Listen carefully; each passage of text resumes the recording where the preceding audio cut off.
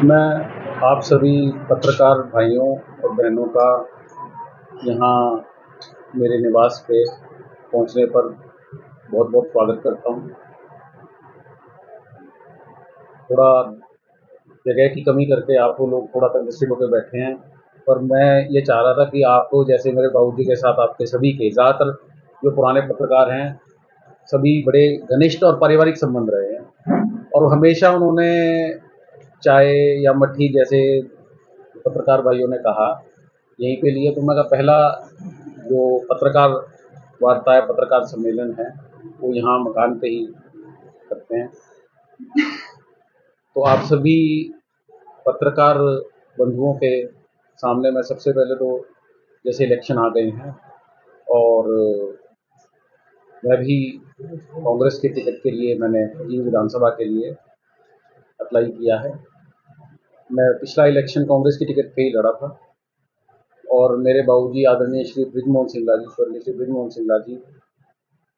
2 बार यहाँ से जींद विधानसभा से एमएलए बने, फिर मंत्री बने। उन्होंने अलग अलग departments, health, excise and taxation, industry, ITI विभाग का जिम्मा दिया और उस दौरान उन्होंने जींद का जितना उन 10 सालों में विकास कार्य हुए हैं, आप सभी पत्रकार बंधु, आप में से कुछ नए चेहरे भी हैं, पर ज़्यादातर मेरे पिताजी को पर्सनली जानते थे। तो इस बात के गवाह हैं कि उस जो ओवरऑल जींद विधानसभा का विकास हुआ है, उसमें से कहीं ना कहीं उन 10 सालों का योगदान शायद 50-60% से भी बाकी 30-40 साल के उस दौरान। वैसे तो आप सबको पता है 18 माइनर बने थे, उसमें से 14 माइनर मेरे पिताजी श्री बृजमोहन सिंगला जी के वक्त में बने थे। नौकरियों के जैसे आईटीआई विभाग में रहे, हेल्थ में रहे, तो 600-700 नौकरियां उन्होंने लगाई और सभी वर्गों की, शहरी, ग्रामीण, गरीब बच्चों की नौकरियां लगी। और कोई भी पूरे शहर में, आप पत्रकार बंधु आप खुद भी जानते हैं, लोगों से मिलते हैं, कोई 1 रुपए का कोई लांछन कभी मेरे बाबूजी पर या परिवार पर हमारे कभी पैसे का। जो भी नौकरियां लगी जींद के बच्चों की लगी, मेरिट के बेस पे लगी, जरूरतमंदों की। हिंदू कॉलेज संस्था है, मेरे बाबूजी ने इसको गरीब लड़कियों को पढ़ाने के लिए इस संस्था को आगे बढ़ाया। पिछले बड़ा उन्होंने भी जैसे नई पोस्टें लाए, मंत्री रहे। पिछले 8 साल से मैं भी निर्विरोध, सभी शहर के सभी गणमान्य लोग इस संस्था के मेंबर हैं, निर्विरोध मुझे चुना जाता है और मैंने भी कोशिश करी है कि जो रास्ता ईमानदारी का मेरे बाबूजी ने दिखाया है, उसी पे चलते हुए संस्था का विकास करवा रहा हूँ। और गरीब लड़कियों के लिए जैसे इस बार हमने शुरू भी करा है, सभी गरीब जो भी मेरिट वाले बच्चे हैं उनके लिए फ्री एजुकेशन, गवर्नमेंट कॉलेज से भी कम, जो गवर्नमेंट की फीस है कॉलेज की, उससे भी कम फीस पर बिल्कुल फ्री ही लड़कियों को पढ़ा। मैं पिछला इलेक्शन लड़ा हूँ तो मेरी दावेदारी तो बनती ही है। और एक बात और है, हम देख रहे हैं कि जो 10 साल का बीजेपी का राज रहा है, पिछले वाला तो चलो लोगों ने नहीं चुना था उन्हें, लोगों ने तो बीजेपी के खिलाफ वोट दिए थे, पर चलो जैसे तैसे तो जोड़ तोड़ से उन्होंने सरकार बनाई थी। तो 10 साल में जितना पूरा हरियाणा, और उसमें भी मैं एक बात कहना चाहता हूँ कि 10 साल में जितना जींद पिछड़ गया है, आप कोई भी बात ले लीजिए, सड़कें, सीवर, अस्पताल में डॉक्टर नहीं है, मेडिकल कॉलेज कंप्लीट नहीं हुआ है, नौकरियों में कोई हिस्सा नहीं मिला है, पॉल्यूशन बहुत ज़्यादा है, शिक्षा के जो आईटीआई वगैरह हैं बंद हो गए हैं। तो जितना मेरे बाबूजी ने एक टाइम में विकास करवाया था, वो सब पिछड़ के, और जींद को दोबारा जो कोशिश करी थी कि एक डेवलपिंग डिस्ट्रिक्ट की तरफ उनकी मेहनत से लेकर गए थे, वो वापसी कहीं ना कहीं दोबारा से पिछड़े जिले में, पिछड़े शहर में, पिछड़े हल्के में कन्वर्ट हो गया। तो मैं जो रास्ता मेरे बाबूजी ने दिखाया है, मैं जींद के हल्के के लोगों को, शहर के, गांव के जो लोग हैं, मैं उनको विश्वास आपके माध्यम से दिलाना चाहता हूँ कि अगर आप लोग मुझे विश्वास करते हैं, पार्टी मुझ पर विश्वास करती है, मैं अगर कांग्रेस की टिकट पर चुनाव जीतता हूँ, तो मैं ये जो मूलभूत सुविधाएं हैं जिनके लिए कि हम लोग पहले दिन से एक डेमोक्रेसी में एक आदमी अच्छी हवा, अच्छा पानी, अच्छी सीवरेज, अच्छी नौकरी, अच्छा व्यापार और अपराध मुक्त समाज, बीमार हो तो अच्छे डॉक्टर मिले, उनके लिए मैंने पहले भी, मेरे बाबूजी ने भी काम करा उनके साथ,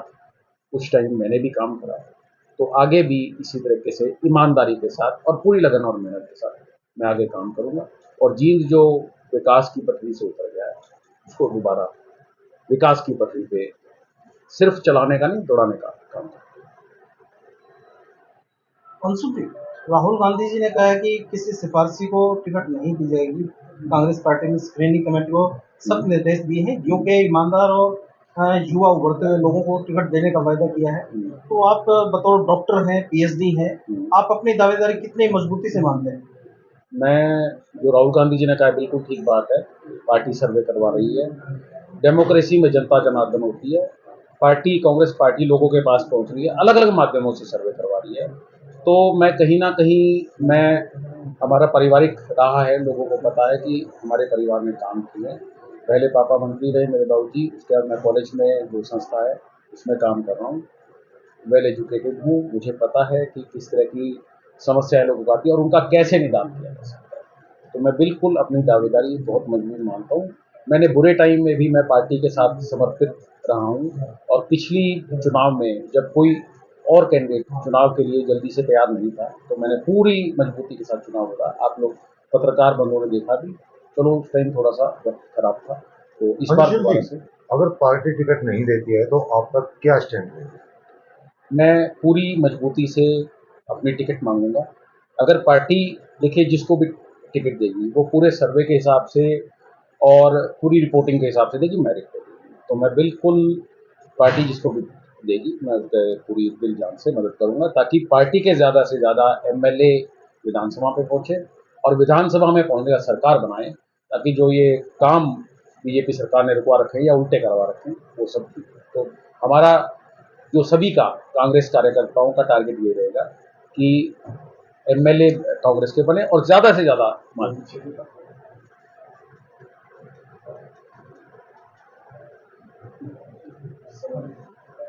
नहीं है, इनकी खुद की बैठकें नहीं होती,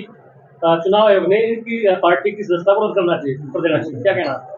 कैसे बैठते कैसे मैं समझा जो पार्टी की आपसी जो मीटिंग होती है कार्यकर्ताओं की, नेताओं की, वो मीटिंगें नहीं होती, पार्टी की सदस्यता खत्म कर देनी चाहिए, पार्टी खत्म कर देना चाहिए, अनिल का बयान है। नहीं, देखिए पूरे हिंदुस्तान में 100 सीटों की लोकसभा पार्टी है और हरियाणा में मेरे या किसी कांग्रेसी की कहने की जरूरत नहीं है, आप लोग जनता के बीच जाते हैं और शायद हमसे भी ज्यादा जाते हैं क्योंकि हम तो शायद जो कांग्रेसी माइंड लोग हैं उनके पास ज्यादा जाते होंगे, आप लोग तो आम लोगों के पास जाते हैं, अखबारों में यूट्यूब चैनल के माध्यम से आप जो लोगों की समस्या है, क्या उनको अनिल विज जी को ये नहीं दिख रहा कि गलियों में सीवर का पानी इकट्ठा होता है, बारिशों में सारे सीवर ब्लॉक हो जाते हैं, पानी के अंदर जो सीवर का पानी मिक्स होकर पीना पड़ता है, अनिल विज जी को ये नहीं दिख रहा वो हेल्थ मिनिस्टर में कि जो यहाँ पे हॉस्पिटल है इसमें जो बेसिक डॉक्टर हैं शायद वे भी नहीं, हॉस्पिटल है कई साल से बन रहा है, तो ये कहीं ना कहीं गलत है और कांग्रेस पार्टी लोगों की और हमें किसी और से सर्टिफिकेट की जरूरत नहीं है, कांग्रेस पार्टी को हम लोगों की पार्टी और लोगों से ही सर्टिफिकेट। राहुल गांधी के ये बयान के बावजूद भी सभी एक मंच पर है, एकजुटता दिखाए, फिर भी कांग्रेसी अलग अलग नजर आते हैं। ये एक परिवार में कांग्रेस पार्टी एक बड़े परिवार की तरह है जहाँ सबको अपनी बात रखने का बोलने का अधिकार है, सब एकजुट हैं। ये भी जो कहीं ना कहीं बीजेपी का ही प्रोपेगेंडा है कि पार्टी में सब लीडर एक साथ हैं, ये तो चलो कहीं ना कहीं बीजेपी सरकार घबरा गई थी, उन्होंने जो हम एक्सपेक्ट कर रहे थे 15 सितंबर के आसपास चुनाव की घोषणा वो 25-30 दिन पहले से करिए कि जिस तरीके से उनका लोकप्रियता का ग्राफ गिर रहा था उन्हें समझ में आ गया था कि कहीं ना कहीं हमारी सरकार जा रही है, तो जो जल्दी चुनाव करवाया गया है वो इसी वजह से घबराहट में करवाया गया है कि भाई, और हमारा जो रथ यात्रा थी सभी लीडर्स की, सभी बड़े लीडर्स की, रणदीप सुरजेवाला जी की, शैलजा जी की, हुड्डा साहब की, सभी की यात्रा प्रस्तावित थी और वो इकट्ठा हमने पूरे हरियाणा का दौरा कर लिया, तो वो जल्दी करके शायद अब ना हो पाए, वैसे देखते हैं। पिछले 10 सालों से पार्टी का जिला अध्यक्ष नहीं है, पार्टी कार्यालय नहीं है, आप लोगों के पास बैठने के लिए, बिछाने के लिए चद्दर नहीं, कैसे सत्ता में सरकार आएगी आपको? देखिए जहाँ तक पार्टी कार्यालय की बात है, कार्यालय है, कुछ परमिशन वगैरह करके दिक्कत है। और हम लोग सभी, आपने ऐसा नहीं कह सकते कि हम लोग सभी कार्यकर्ता, आप लीडर्स के प्रोग्राम में आते हैं, कार्यकर्ता होते हैं, इकट्ठे करते हैं, और लोकसभा में भी आपने देखा होगा कि कितनी मजबूती से कांग्रेस पार्टी लड़ी है। और जो 2019 में जो कहीं ना कहीं लोगों ने 10 की 10 सीटें कांग्रेस के खिलाफ देना किया था, इस बार 5 सीटों पे कांग्रेस बड़ी अच्छे मार्जिन से जीती है, और कुछ 1-2 सीटों पे भी बड़ा कम मार्जिन से हार हुई है। अंशु जी, मेरा एक सवाल है कि तो लोगों ने कांग्रेस लोकसभा में लोगों ने दिखा दिया है, हमें कांग्रेस पार्टी को, कार्यकर्ताओं को, हम तो लोगों के बीच जा रहे हैं, दिखाने की जरूरत नहीं कि भाई कांग्रेस ही उनकी पहली पसंद है। अंशु जी, मेरा एक सवाल है, आईटीआई का श्रेय जो है आपके कांग्रेस के एक नेता जो है वो हर कॉन्फ्रेंस में श्रेय देते हैं। आईटीआई के बारे में थोड़ा कंफ्यूजन है कि बाबूजी उनको लेके आए थे या कांग्रेस के कोई और नहीं, मेरे बाबूजी ही जब आईटीआई मंत्री थे, जिनमें आईटीआई वोकेशनल लेकर आए थे, और उसमें काफ़ी कोर्सेज उन्होंने ऐड भी करवाए, जैसे शायद उससे पहले मतलब कोर्सेज बहुत सारे थे। और ये जींद वाली आईटीआई उनके टाइम में सबसे, पूरे स्टेट की सबसे बड़ी आईटीआई वोकेशनल में से थी। और उस दौरान और बाद में, बल्कि बाद की सरकारों ने कहीं ना कहीं इन डिपार्टमेंट्स को, पहले डिपार्टमेंट कम हुए, धीरे धीरे धीरे करके मतलब उसको डिग्रेड करने का कराया। तो मेरे बाबूजी के, आप ये तो कोई मेरे कहने के लिए जरूरत नहीं है या आपके कहने की जरूरत नहीं नहीं, उनका ये तो डॉक्यूमेंट ऑन रिकॉर्ड होंगे। ऑन रिकॉर्ड बोलते हैं कि भाई एक कांग्रेस के नेता की भाई वो लेके नहीं, तब राज नहीं ऐसा ना, जब मेरे बाबूजी मंत्री थे उस टाइम में आईटीआई आई है, तो मैं भी यहाँ का मंत्री भी था, यहाँ का विधायक, वही आईटीआई लेकर आया होगा। तो आप पुराने डॉक्यूमेंट उनसे आप ले लीजिए, मतलब मैं भी आपको डॉक्यूमेंट दिखा देता हूँ जो उनके टाइम में आए हैं। और सिर्फ मेरे कहने से नहीं बनेगी, आप लोगों के बीच में जाते हैं, क्या आपको, मैं आपसे मैं पूछता हूँ कि क्या आपको ऐसे लोग नहीं मिले, गरीब लोग नहीं मिले, जिन्हें मेरे बाबूजी ने बगैर कोई खर्ची के, बगैर कोई खर्ची के आईटीआई महकमे में नौकरियां लगवाई है जी। और जरूरतमंद थे, सबसे बड़ी बात यह जरूरतमंद थे, बगैर उनके किसी खर्चे के उन्होंने। अच्छा देखो, लोकसभा चुनाव एक अलग विषय था, विधानसभा जो चुनाव है, आप देखो एक हमारे अभी पत्रकार मित्र ने सवाल भी किया कि आपका जो यहाँ का कार्यालय है 10 साल में आज उसकी सिचुएशन ये है कि वहाँ पे कबूतर बोलते हैं, वहाँ पे नशाखोर करने वाले बैठते हैं, शाम के टाइम वहाँ पे जुआ खेलने वाले, सट्टा खेलने वाले, नशा करने वाले लोग वहाँ पे बैठते हैं। तो क्या ये कांग्रेस पार्टी की एक बहुत बड़ी मिस्टेक नहीं है कि उन्होंने अपनी धरोहर को संभाला नहीं? कुछ फंड्स की कमी की वजह से हो सकता है। जैसे ही अभी सरकार बदलेगी, कांग्रेस कार्यालय का पूरे अच्छे तरीके से जीर्णोद्धार करा जाएगा जी। और अच्छा, जैसे जिस तरह का एक पार्टी कार्यालय प्रॉपर है वो अंशु, नई रणनीति क्या रहेगी अंशु सिंगला जी की? जो लास्ट चुनाव में जितने वोट आपके आए थे वो जीत के आंकड़े को नहीं छू पाए थे, अब ऐसी क्या नई रणनीति अंशु सिंगला जी बना रहे हैं कि उस जीत के आंकड़े को छू पाए? मैं, जहाँ तक रणनीति की बात है, मैं तो अपनी रणनीति बना ही रहा हूँ। हो सकता है पिछली बार मेरी तरफ से, हालांकि पूरी ईमानदारी से मैंने इलेक्शन लड़ा था, पर कमी रह गई हो लोगों तक पहुँचने में, लोगों तक अपनी बात पहुँचाने में, और तो वो मैं अपनी तरफ से और ज़्यादा कोशिश कर रहा हूँ। बाकी और 5 साल में जो कांग्रेस का जो ग्राफ बढ़ा, कहीं ना कहीं वो कांग्रेस का ग्राफ है। मेरे बाबूजी की जो स्वर्गीय श्री बृजमोहन सिंगला जी की काम करे हुए हैं, उनकी छवि है। मैंने भी जो अपना, जितना मुझे मौका मिला है, मैंने जींद के लोगों की सेवा सिर्फ कॉलेज के माध्यम से नहीं, और भी कई जो सोशल सोसाइटीज़ हैं, जैसे दृष्टि है, जेसीस है, इनके माध्यम से मैं जो भी योगदान हो सकता है करता हूँ। तो मुझे पूरा विश्वास है कि लोग साथ देंगे, और अगर मुझे टिकट मिलता है तो कांग्रेस कैंडिडेट को मुझे बहुत अच्छे माध्यम से जिताकर विकास करेंगे। अंशुल जी, एक आपके घर के सामने जो सड़क बनी हुई है